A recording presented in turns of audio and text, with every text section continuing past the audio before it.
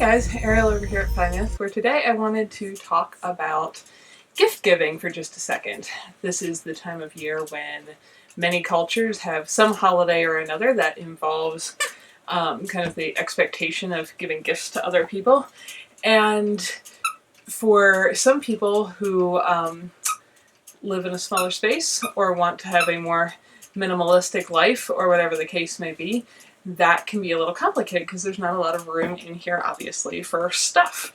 Now, as you may know, if you've been following me for any length of time, I didn't grow up celebrating Christmas or anything. It was just not something my family did, so I'm pretty indifferent to it, actually to most holidays in general, and to, those kinds of traditions. I do enjoy and appreciate gifts.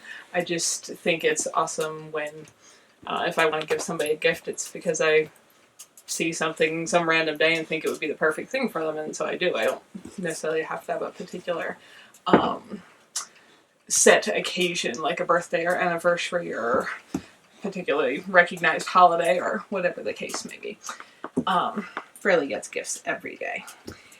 Anyway, but I have a lot of other friends who are in some kind of smaller or more minimalistic space, some of whom have children, and I know this can be very complicated because I know several of them have really struggled with people who are very well-meaning and kind, giving them lots of stuff that they simply don't have room for in their lives and don't necessarily want in their lives. Not that they don't appreciate the person trying to be thoughtful, but it's not helpful when the things are in your way and you don't want them in the first place.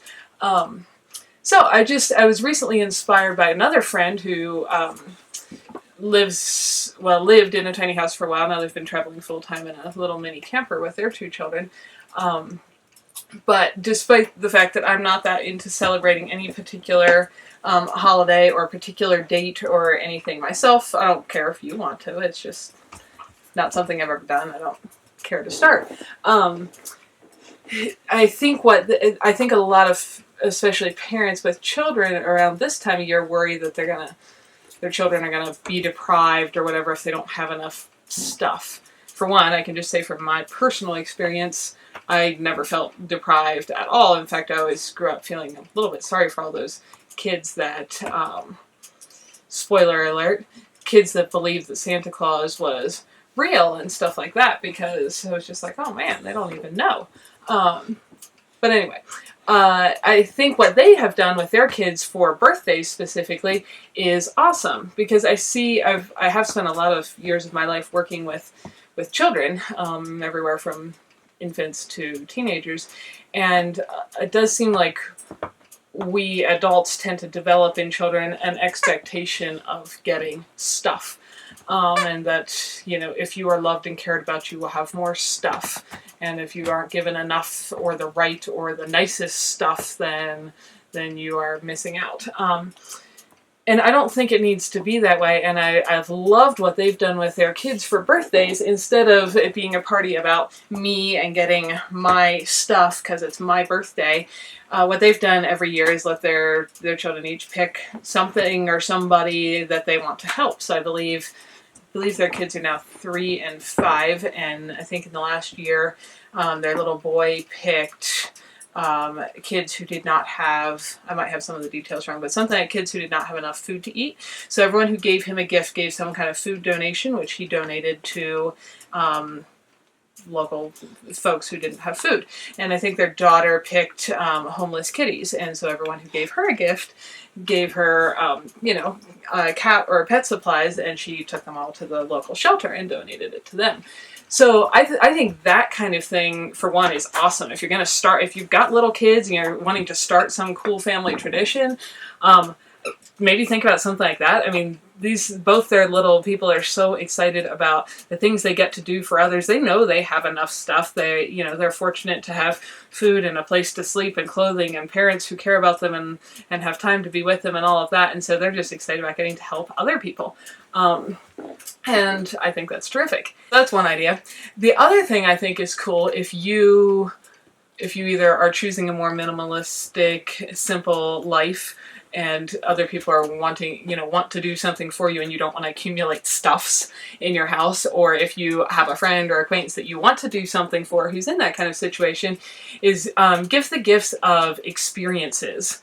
Not everything has to be stuff, and most stuff some things are definitely useful. I'm glad that I have the useful things I have in my house, no doubt, but some things are, a lot of things given as gifts are really just junk. They're cheaply made with toxic chemicals. We spend money on them because we have to get gifts for somebody. They're not really something that's used or useful, and then they just go in the trash and get put back in a landfill, and that's kind of a sad cycle to me.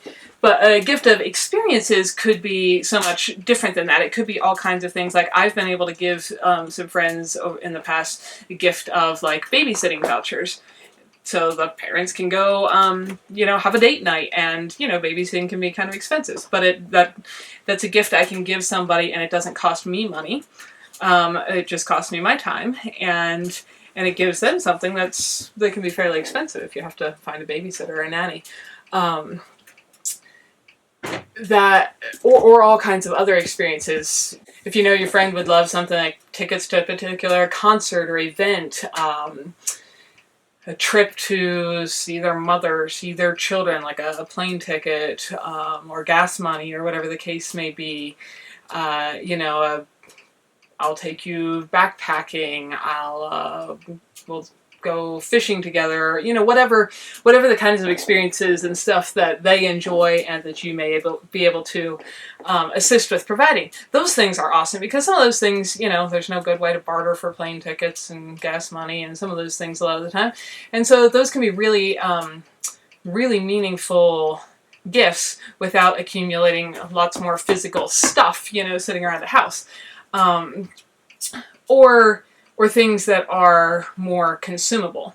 Like, a lot of people have given me different food gifts. That's awesome. I love to cook, as you probably know, and enjoy good food. And some things, like, I use a lot of coconut oil, and coconut trees do not grow out there in that snowstorm. And so, things like that. If, whatever a person's going to, you'd have to know them well enough to know what they use, and like and eat and all that. But if you do, those kinds of things, if you don't, you could always do, gift cards to grocery stores and things like that.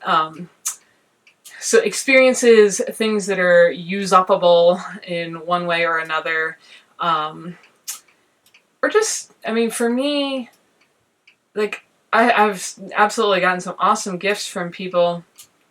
Oh, I'm trying to think what I should make a list of awesome things I've been given. Food items of various kinds. I used to host a ton of guests when I had slightly more space than this. Toilet paper. That's a great gift for a host because it's something you go through a lot. I've been given flowers, CDs by different musical groups I hosted. I've been gifted camera equipment, candles, which I don't use anymore because of the toxins in most of them, essential oils, which is what I do use for scenting the house pleasantly now, and those can be pricey. Plants, if somebody has room indoors for plants, or a climate where the plant can be outside, that is an awesome gift. Seeds, if there's somebody who likes to garden. I've been gifted physical tools. My chainsaw was a gift from a gentleman I work for. Another one of you lovely subscribers gave me a drill not too long ago that he won as a part of a raffle or something, and he already had one. So I now have my own drill, which is handy for a few projects around here for sure. And if somebody likes to cook, maybe if they're still using like non-stick Teflon pans, maybe a nice set of stainless steel cookware. Again, you kind of have to know your person, know if this is something that they're even interested in or care about. But there's a lot of gifts that can either actually be useful or practical, or go together and get something. Instead of each person buying somebody a little trinket, get together with your siblings, friends, neighbors, parents, whatever the case is, and get a bigger item that is more useful. Like my siblings and I bought my mother a leaf blower for Mother's Day the one year, because my parents live in the middle of the woods back east, and they get leaves that pile up like our snow does here. And that would have been a little bit out of the price range of any one of us at the time, but with 7 kids going together, we were able to do that. So you can maybe think about getting something like that kind of thing that is a more useful item to somebody instead of just a disposable trinket that just goes into our trashing most things lifestyle. But my first recommendation would be probably to not have the expectation of this whole gift thing in the first place. And if you want to set up traditions, think about something different. Like, it is more blessed to give than receive. So think about setting up something like my friends do with their kids, and finding somebody or something in need and helping them out. Or experiences. I mean, most of my most fun times with friends have been doing something, you know, sitting around a campfire talking, walking down a trail together while backpacking, going snowshoeing, you know, going on a road trip, whatever, you know, stuff like that. And other people like a lot of other experiences as well. But all those kinds of things. So that's just something to think about as we get into this season where I see a lot of people get really stressed out about their physical stuff and having to get more stuff for this person and more stuff for that person. And then if you're trying to get rid of your stuff and everyone's giving you more stuff, it just becomes kind of a little bit of an inconvenient circle. And I don't think that's anyone's intention when people are, I believe most people are wanting to be kind and generous and thoughtful. So anyway, that's some of my thoughts on gift giving, because it's just something that tends to come up a lot at this time of year. I'm around different friends or something and say, oh, what should I get for so-and-so? I just don't know what to get for them. I need a gift for this list of people and I don't know what to do. Or are my kids going to be okay if we don't have a big enough pile of trinkets under the tree?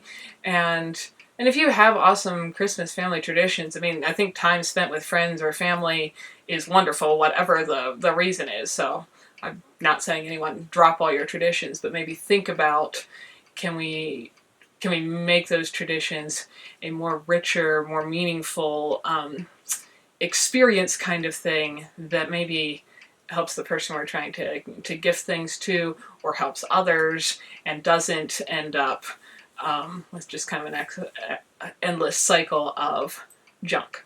So anyway, that's just some of my rambly thoughts about gift giving and this season of the year, because what I want to see is all of you guys able to enjoy time with your friends, family, whoever you have around that you care about, your dog, your cat, and be able to enjoy good relationships without stressing about the material things.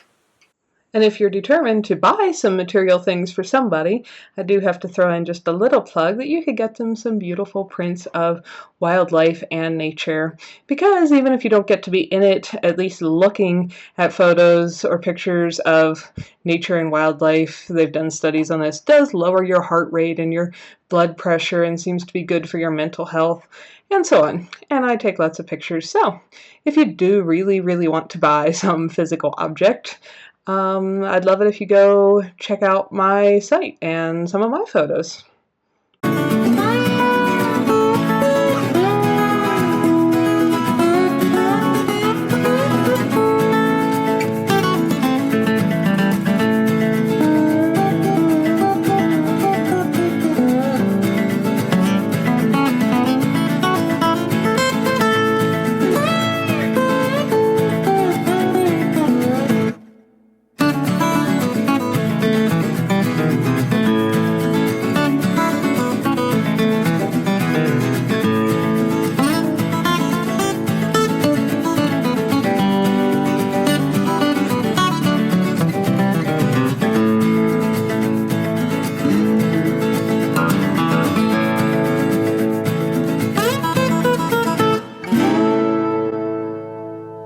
So that's just some of the thoughts I wanted to share on those things, because it's something I hear a lot at this time of year. And I love the Christmas time because everyone else gets so busy doing all of their Christmas traditions and I haven't got any, so it's just peaceful and relaxing and quiet for me. But if you've got them, I hope you're enjoying them. Thanks for watching, folks. If you're interested in more info on my off-grid tiny house life, check out some of my other videos here. And if you like what you're seeing, click the little picture of my house to subscribe and then hit the little bell so YouTube actually notifies you every time there's a new video available. See y'all next time.